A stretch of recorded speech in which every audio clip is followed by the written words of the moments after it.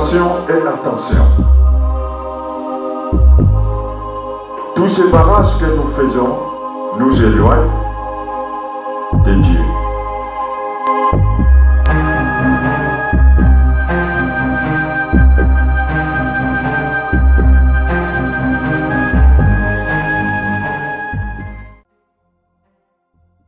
Puisque nous avons désobéi à notre Dieu.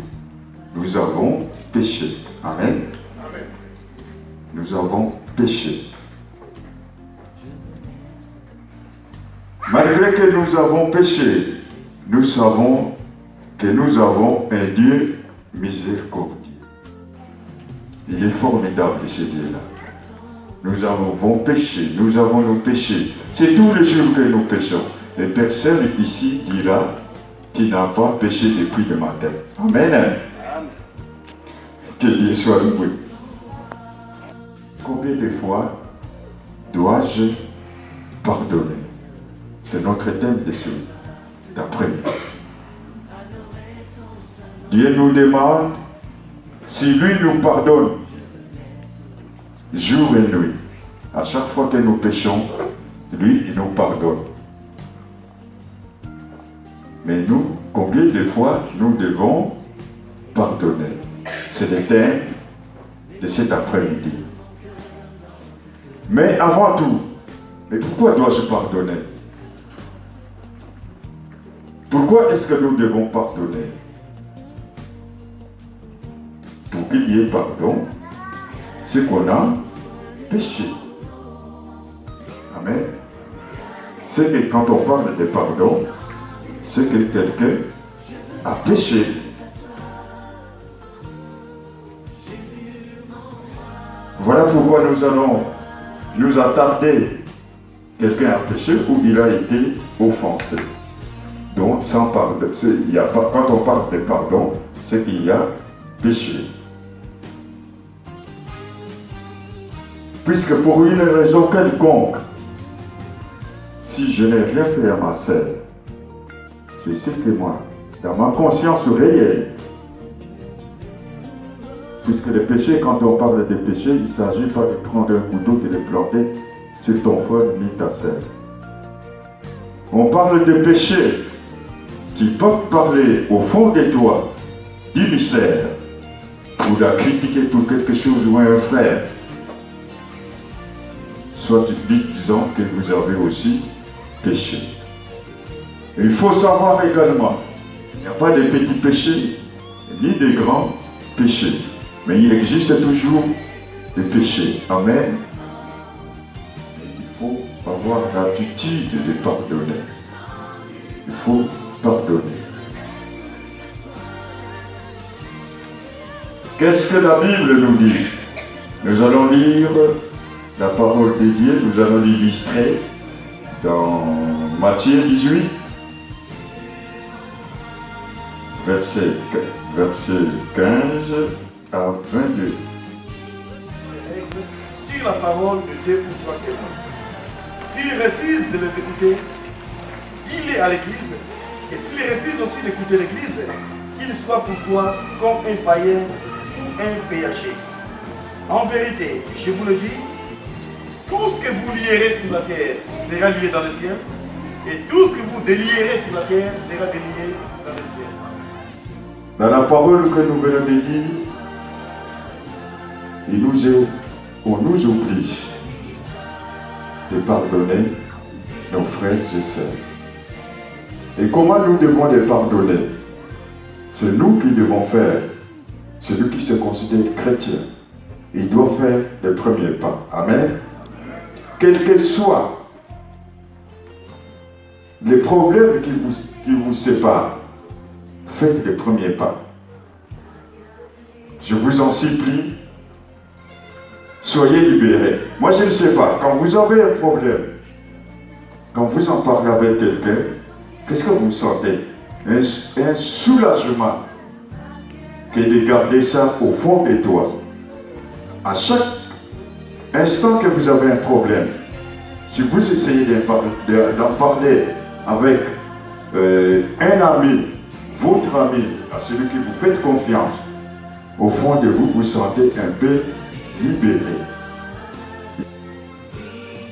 Et quand vous avez un problème, allez voir votre frère. Réglez ça avec votre frère ou votre sœur. Mais si cette personne refuse de t'écouter, ne vous limitez pas jusque-là. Amen. Mais c'est puisque nous avons un système d'orgueil. Nous sommes trop orgueilleux. Mais un chrétien ne doit pas être orgueilleux. Amen. Est-ce que je parle à quelqu'un?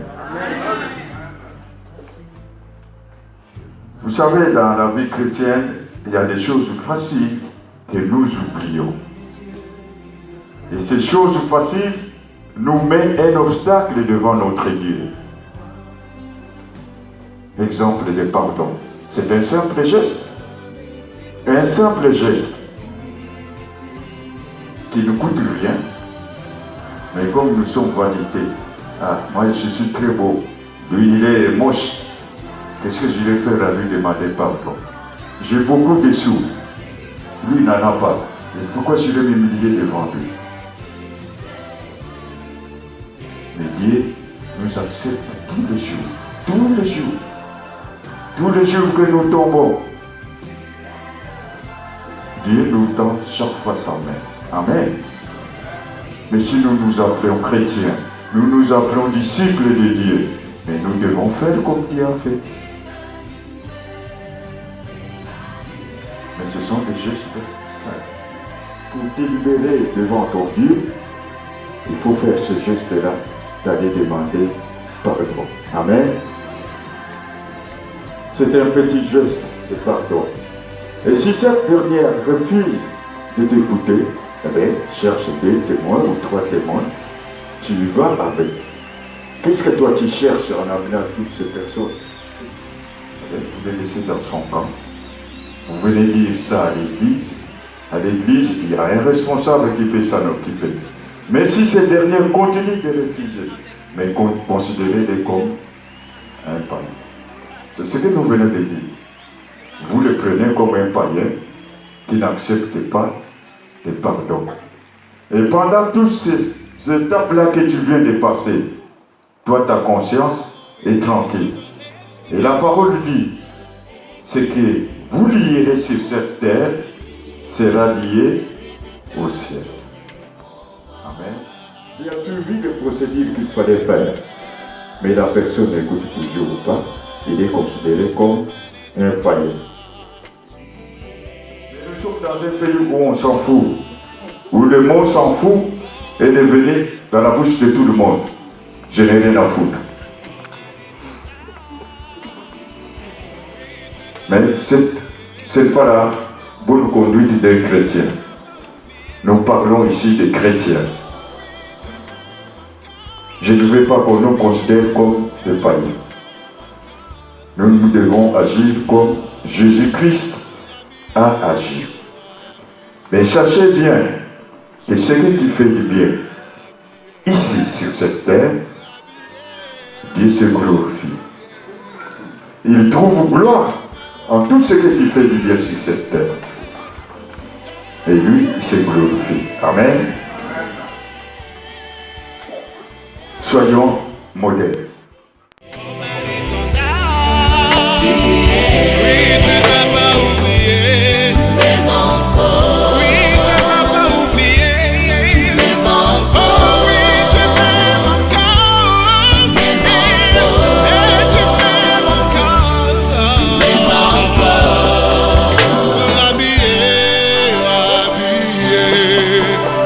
Je t'aime, habillé,